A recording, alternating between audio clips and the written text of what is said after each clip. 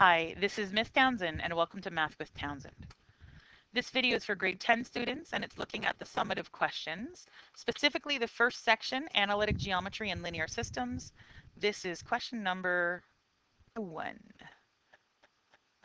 So the question says, draw a triangle with vertices at A, B, and C. So I'm not going to review how to graph points.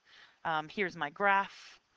Just remember that when you are graphing points on a Cartesian grid, label the grid properly with arrows and letters, X and Y.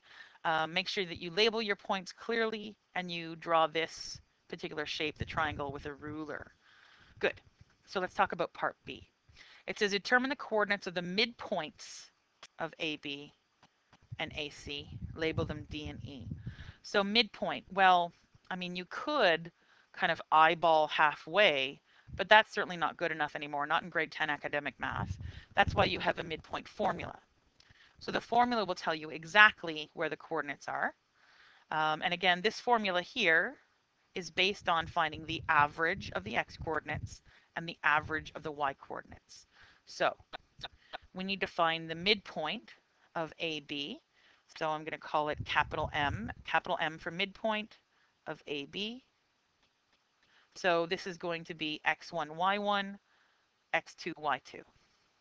So -1 plus 7 over 2, -2 plus 3 over 2. Boy, that 3 came out weird. And then doing the math, 6 over 2 is 3, -1. Let me fix that just in case. So this was -2 plus 3. -2 plus 3 is 1. 1 over 2 is, well, 1 over 2. And again, see, this is why you can't just eyeball it roughly from a graph, because how did I know it was at exactly a half? You have to do the algebra. So, and we were told that this is called point D, so I'll call it point D. And now we're going to do the same thing. We're going to find the midpoint of point AC. So this time x1, y1, x2, y2. So -1 plus 4 over 2, and -2 plus 9 over 2. And then again, -1 plus 4 is 3. So that's 3 over 2. -2 plus 9 is 7 over 2.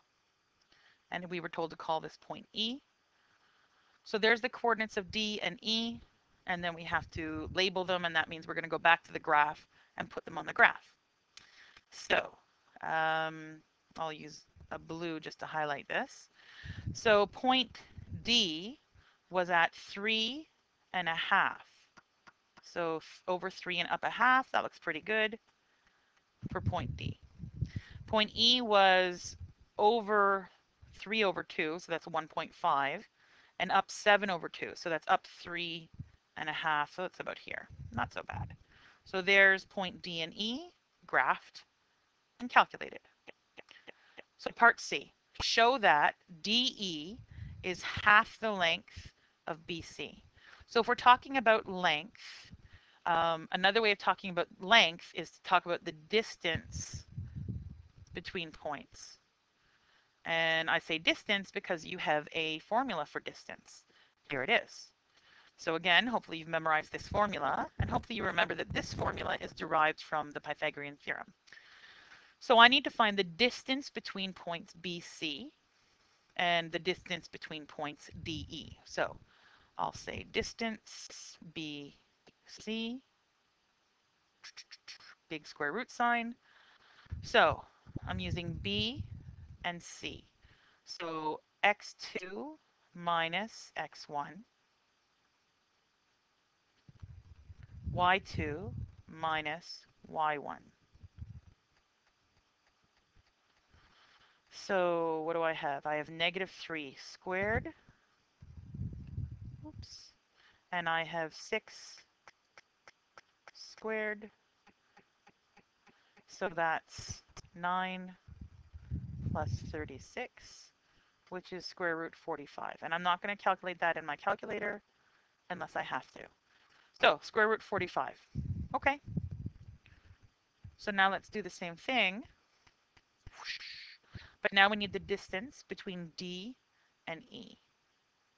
So remember, point D is 3 comma a half. E is 3.5, 7.5. Oh, fractions. Good thing we love fractions. So x2 was 3 over 2 minus x1.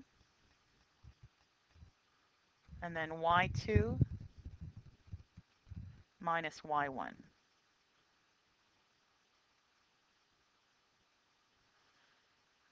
Okay, so don't be afraid just because there's fractions. I mean, we're in grade 10. We know that, for example, here, if we were to get a common denominator of 2, then we can do this math, no problem.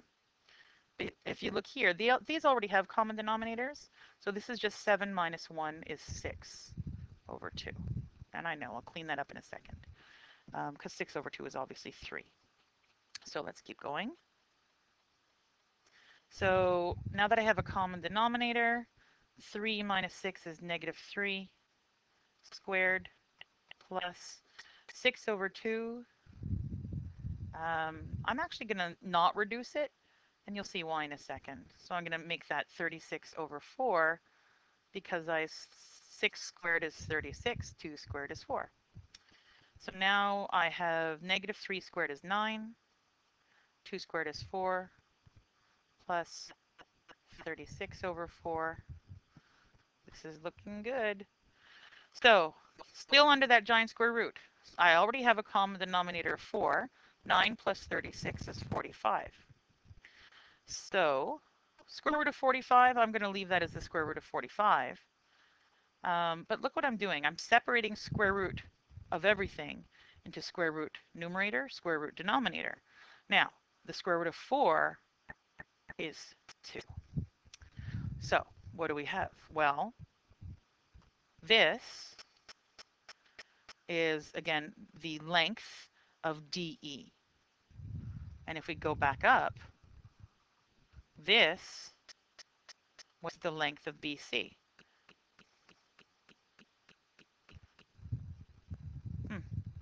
And you should notice, clearly, that root 45 divided by 2 is exactly half of root 45.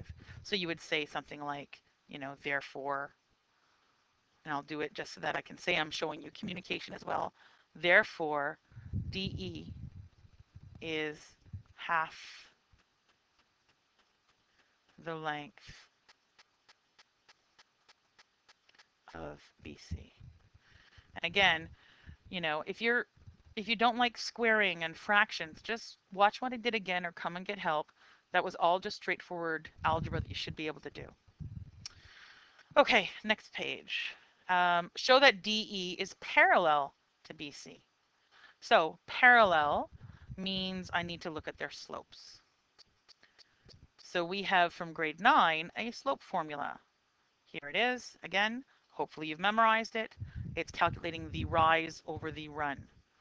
So we need to find the slope. So slope is small m, slope of BC. So again, here's B and C. So I'm going to do y2 minus y1 over x2 minus x1. So I get 6 over negative 3, which reduces to negative 2. Then do the same thing, this time with points DE. So slope of DE. So point D looked like this, and point E looked like this.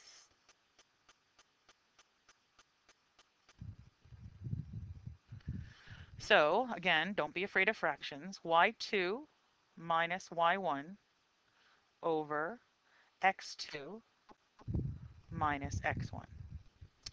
Now obviously on the numerator, I'm okay for the moment.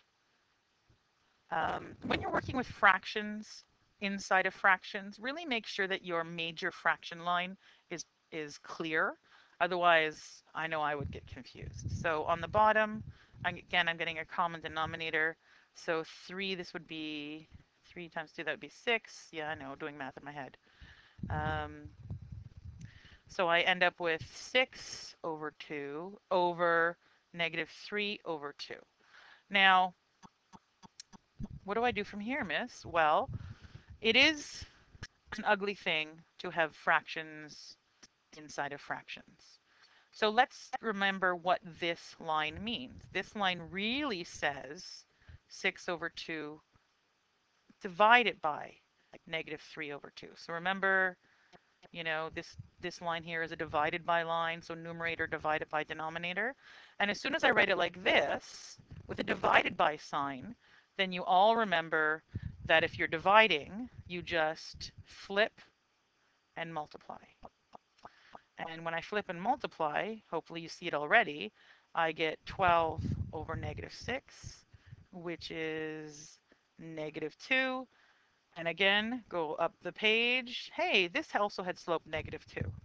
So therefore, the slopes are the same, and therefore those are parallel lines. And let's go back for a minute to the diagram, because I never actually drew that line. But if I draw this line as carefully as I can, I'm going to use this. It's going to look a little funky, but what the heck? It kind of looks parallel, doesn't it? So I'm not crazy. Again, diagrams are never perfect, but it sure looks pretty parallel. And we just proved, using the slope formula, that it is in fact parallel. Okay, so finally, show that the triangle formed by joining the midpoints of sides ABC is similar to triangle ABC. So let me... Okay, sorry. I paused and you don't know it. So we now need to show that the triangle formed by joining the midpoints is similar to the triangle. So it's kind of a confusing statement. Let's get the diagram in front of us. So this is the diagram again from the very first slide. I just took the grid away and, made it a little neater. It says show that the triangle formed by joining the midpoints of the sides. So in other words, they're talking about this little triangle. So when I join those midpoints, when I join D and E, I get this little blue triangle, which we can call triangle ADE. So show that triangle ADE is similar to triangle ABC. That's what we're trying to do. Okay, so let me erase some of my little coloring in there. Oh, I lost my A.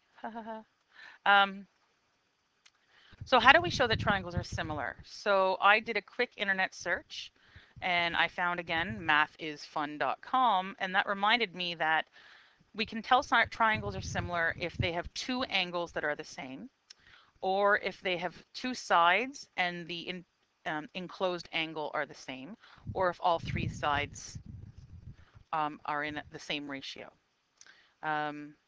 Now, I don't want to do anything about sides and their ratios because I only know the length of this side and this side. So I guess I could use the distance formula an awful lot and find the length of all of the sides of these triangles and show that they're in the same proportion. But I think it's easier to use the angle-angle quality. So we're going to use angle-angle. And I'm going to show you very quickly. You know that these two sides are parallel. So DE is parallel to BC. And we know that because of what we did in question D. So we know that they're parallel. Therefore, if you remember your parallel line theorems, this angle here and this angle here must be the same. So angle ADE must equal angle ABC because of what's called the parallel line theorem. There's an F pattern that I just used. See this backwards F? And angle A is obviously equal to angle A. So I can say that angle DAE is equal to angle BAC. So angle, angle, they must be similar triangles. And that's all the time I have for this recording. I hope that wasn't too fast, and I hope that helped. That's all. Bye-bye.